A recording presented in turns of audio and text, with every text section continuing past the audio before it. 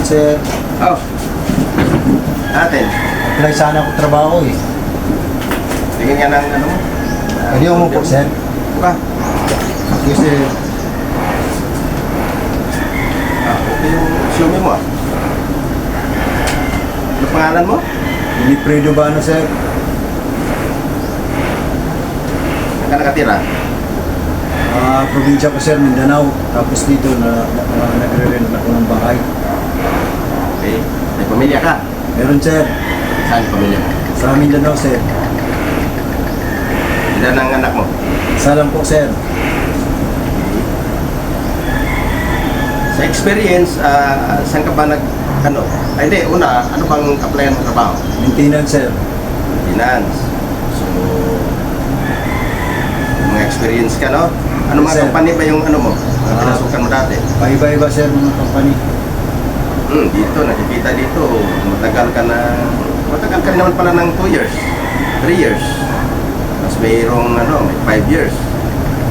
Okay, so, maintenance, ano pa pagkaintindi mo pagka-maintenance? Ang pagkaintindi ko sa maintenance, sir, around lahat ng basic na gawain.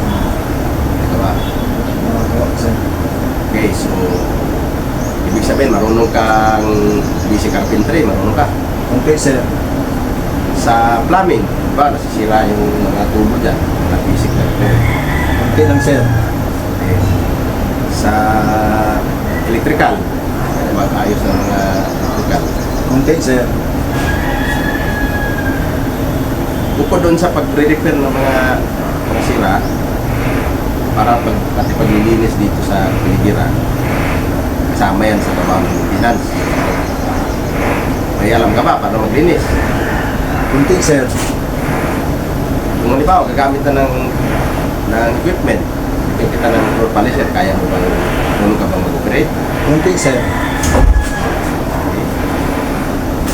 Vacuum cleaner, ano ka? Kunti, sir. Pressure washer, ano ka? Kunti, sir. Okay. So, okay na. Tanggap ka Salamat, na. sir. Tanggap ka na. Salamat, sir. Pwede ka na mag-start bukas. Okay, sir. Ha? Okay. Salamat, sir. Ay, thank you, sir. Ay, Magkano pala ang sahod ko, sir? sahod mo? Kunti lang din. Yay.